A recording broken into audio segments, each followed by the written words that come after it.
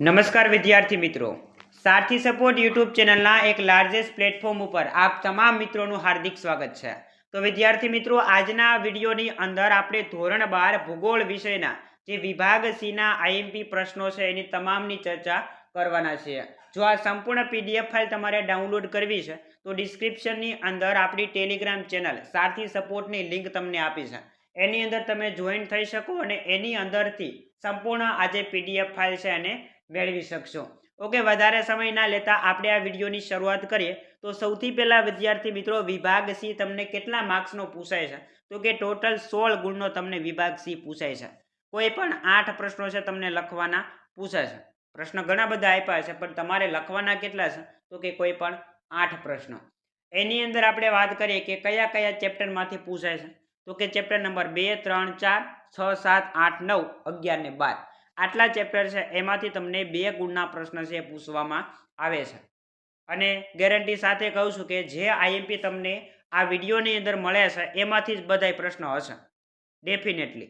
અને વિશ્વાસ ન આવતો હોય તો ગયા વર્ષના તમે પેપર જોઈ લેજો અને અગાઉ આપણી ચેનલ દ્વારા જે આઈએમપી પ્રશ્નો તમને આપવામાં આવેલા હતા એ પ્રશ્નો તમે જોઈ લેજો। એટલે ગેરંટી સાથે કહું છું કે આમાંથી તૈયાર કરી લેજો એટલે આમાંથી જ આવશે। જોઈએ આપણે સૌથી પહેલા ચેપ્ટર નંબર 2 ના આઈએમપી પ્રશ્ન, જેની અંદર પહેલો પ્રશ્ન છે, ભારતના ભાષાકીય માળખાનો ખ્યાલ આપો। બીજો પ્રશ્ન, ભારતની વસ્તીને વય જૂથના આધારે કેટલા ભાગમાં વહેંચવામાં આવે છે અને કયા કયા? ત્રીજો પ્રશ્ન, વસ્તી ગીચતા ઉપર અસર કરતા પરિબળો જણાવો। ત્યાર પછી ચોથો પ્રશ્ન, વસ્તીના માળખામાં કઈ કઈ બાબતનો સમાવેશ થાય છે? તો વિદ્યાર્થી મિત્રો, આ હતા પ્રકરણ નંબર 2 ના ટોટલ 4 આઈએમપી પ્રશ્ન। હવે આવી જ રીતે આપણે ચેપ્ટર નંબર 3 ના આઈએમપી પ્રશ્ન જોઈએ। તો ચેપ્ટર નંબર 3 ની અંદર પહેલો આઈએમપી પ્રશ્ન છે કે ખનિજ કોને કહેવાય, એના પ્રકાર લખો। બીજો પ્રશ્ન, ગૃહ ઉદ્યોગ એટલે શું, તેમાં કઈ કઈ વસ્તુઓ તૈયાર થાય છે? ત્યાર પછી ત્રીજો પ્રશ્ન, ખનન એટલે શું, તેના પ્રકાર લખો। ત્યાર પછી ચોથો પ્રશ્ન છે, તૃતીયક પ્રવૃત્તિ એટલે શું, ઉદાહરણ આપી સમજાવો। ત્યાર પછી 5 નંબરનો પ્રશ્ન છે, દ્વિતીયક પ્રવૃત્તિના લક્ષણો જણાવો। ત્યાર પછી વિદ્યાર્થી મિત્રો 6 નંબરનો પ્રશ્ન, વર્તમાન સમયમાં પ્રાથમિક પ્રવૃત્તિ કરતા લોકો કયા કયા વસવાટ કરે છે એ જણાવો। અને છેલ્લો પ્રશ્ન, ઉદ્યોગ કોને કહેવાય? તો આ હતા વિદ્યાર્થી મિત્રો પ્રકરણ નંબર 3 ના પ્રશ્નો। હવે આપણે પ્રકરણ નંબર 4 ના આઈએમપી પ્રશ્ન જોઈએ। તો એની અંદર પહેલો પ્રશ્ન છે કે સિલિકોન વેલી એટલે શું, તે કયા શહેરમાં વિકસી છે? મોસ્ટ ઇમ્પોર્ટન્ટ છે અને દર વર્ષે આ પ્રશ્ન પૂછાય છે। બીજો પ્રશ્ન, વિજ્ઞાન અને ટેકનોલોજી પાર્ક કોને કહેવામાં આવે છે, તે કયા શહેરમાં આવેલો છે? ત્યાર પછી ચતુર્થક પ્રવૃત્તિ કોને કહેવાય, એના પછી પંચમ પ્રવૃત્તિ કોને કહેવાય, એના પછી ઇન્ફોર્મેશન ટેકનોલોજીનો અર્થ આપો। અને છેલ્લો પ્રશ્ન, સેવા ક્ષેત્રમાં રોજગારીની તકોમાં સતત વૃદ્ધિ થઈ રહી છે, શા માટે? ટોટલ 6 પ્રશ્નો આપણે આપેલા છે પ્રકરણ નંબર 4 માં। હવે વિદ્યાર્થી મિત્રો આપણે પ્રકરણ નંબર 6 ના આઈએમપી પ્રશ્નો જોઈએ। તો પ્રકરણ નંબર 6 માં ટોટલ 5 પ્રશ્નો છે, જેમાં પહેલો પ્રશ્ન, વ્યક્તિગત સંચાર તંત્રના સાધનો જણાવો। બીજો પ્રશ્ન, ભારતમાં આકાશવાણીનું પ્રથમ પ્રસારણ ક્યારે અને ક્યાં થયું? ત્રીજો પ્રશ્ન, દૂરદર્શન સૌથી વધુ અસરકારક સમૂહ માધ્યમ છે, કારણ આપો। એના પછી ચોથો પ્રશ્ન, બીએસએનએલ દ્વારા કઈ સેવાઓ છે એ પૂરી પાડવામાં આવે છે? અને પાંચમો પ્રશ્ન છે, દૂરસંચારના સાધનોના પ્રકાર જણાવી એના ઉદાહરણ આપો। તો આ હતા વિદ્યાર્થી મિત્રો ચેપ્ટર નંબર 6 ના ટોટલ 5 આઈએમપી પ્રશ્ન। હવે આપણે પ્રકરણ નંબર 7 ના આઈએમપી પ્રશ્ન જોઈએ। તો એની અંદર પહેલો પ્રશ્ન, મધરશિપ અને ડોટરશિપ કોને કહેવાય? બીજો પ્રશ્ન, ફેરી બંદર એટલે શું? ત્રીજો પ્રશ્ન, ડ્રેજિંગ કોને કહેવાય? ચોથો પ્રશ્ન, બંદરોને આંતરરાષ્ટ્રીય વ્યાપારના પ્રવેશ દ્વાર શા માટે કહેવામાં આવે છે? ત્યાર પછી 5 નંબરનો પ્રશ્ન, બંદર કોને કહેવાય, બંદરના પ્રકાર કયા કયા છે? 6 નંબરનો પ્રશ્ન, ભારતનો આંતરિક વ્યાપાર એટલે શું? અને છેલ્લો પ્રશ્ન, સરોવર બંદર માટેની ભૌગોલિક અનુકૂળતાઓ છે જણાવો।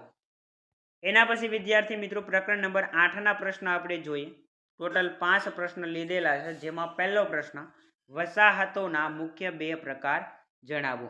બીજો પ્રશ્ન, ભારતમાં શહેરી વસાહતોના માપદંડો જણાવો. ત્રીજો પ્રશ્ન, વહીવટી કેન્દ્ર એટલે શું, એના ઉદાહરણ આપો. ચોથો પ્રશ્ન, ગ્રામીણ વસાહતના લક્ષણો જણાવો. અને છેલ્લો પ્રશ્ન છે, છૂટી છવાઈ વસાહતના લક્ષણો જણાવો. તો આ હતા વિદ્યાર્થી મિત્રો 5 પ્રશ્ન પ્રકરણ નંબર 8ના. હવે આપણે પ્રકરણ નંબર 9ના 6 પ્રશ્ન જોવાના છે. જેમાં પહેલો પ્રશ્ન, ભૂમિ સંસાધન સાથે જોડાયેલી સમસ્યાઓ જણાવો. બીજો પ્રશ્ન, સંસાધનોનું વર્ગીકરણ કરો. ત્રીજો પ્રશ્ન, વિરલ સંસાધન અને એકલ સંસાધનની વ્યાખ્યા આપો. એના પછી પૃષ્ઠીય જળ એટલે શું, ત્યાર પછી ભૂમિગત જળ એટલે શું, અને છેલ્લે વ્યાપારિક ધોરણે ડેરી ઉદ્યોગનો વિકાસ કયા દેશોમાં થયો છે. ત્યાર પછી વિદ્યાર્થી મિત્રો છેલ્લે પ્રકરણ નંબર 11 અને 12 આપ્યા છે. જેમાં 11 નંબરના ચેપ્ટરમાં ટોટલ 3 પ્રશ્ન છે. જેમાં પહેલો પ્રશ્ન, સમષ્ટિ ઉદાહરણ આપી સમજાવો. બીજો પ્રશ્ન, મધ્યક, મધ્યસ્થ અને બહુલક કોઈ પણ એકનો પ્રશ્ન છે આની અંદરથી પૂછાઈ શકે છે. અને છેલ્લે ભારતમાં સત્તાવાર નકશા પ્રકાશિત કરતી સંસ્થાઓ જણાવો. છેલ્લે વિદ્યાર્થી મિત્રો ચેપ્ટર નંબર 12 જેમાં ટોટલ 6 પ્રશ્ન છે. જેમાં પહેલો પ્રશ્ન, રેખા આલેખમાં કઈ કઈ બાબતો દર્શાવવામાં આવે છે. બીજો પ્રશ્ન, ટપકા પદ્ધતિમાં ટપકા મૂકતી વખતે કયા કયા મુદ્દાઓ છે ધ્યાનમાં લેવામાં આવે છે. ત્રીજો પ્રશ્ન, રંગછાયા પદ્ધતિની ખામીઓ જણાવો. ચોથો પ્રશ્ન, મિશ્ર સ્તંભ આલેખ, એના પછી પાય ડાયાગ્રામ સમજાવો. અને છેલ્લે સ્તંભ આલેખ દોરતી વખતે કઈ બાબતોનું ધ્યાન રાખવામાં આવે છે અથવા તો કઈ બાબતોનું ધ્યાન રાખવું જોઈએ.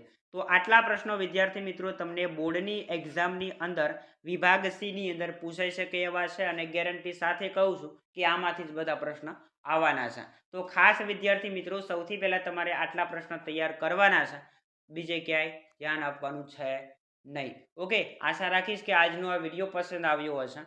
વિડીયો પસંદ આવ્યો હોય તો લાઈક કરો, શેર કરો, અને ચેનલ ઉપર તમે પહેલી વાર આવ્યા હો તો સબસ્ક્રાઈબ કરવાનું ભૂલતા નહીં. કારણ કે દરેક ધોરણના દરેક વિષયના આઈએમપી પ્રશ્નો હોય અથવા તો બોર્ડના ક્વેશ્ચન પેપર લેવાઈ જશે અને તરત સોલ્યુશન તમારે જોઈએ છે તો એ પણ તમને આ ચેનલ ઉપર મળી રહેવાનું છે. તો ખાસ ચેનલને સબસ્ક્રાઈબ કરવાની બાકી હોય તો અત્યારે જ ચેનલને સબસ્ક્રાઈબ કરી લો.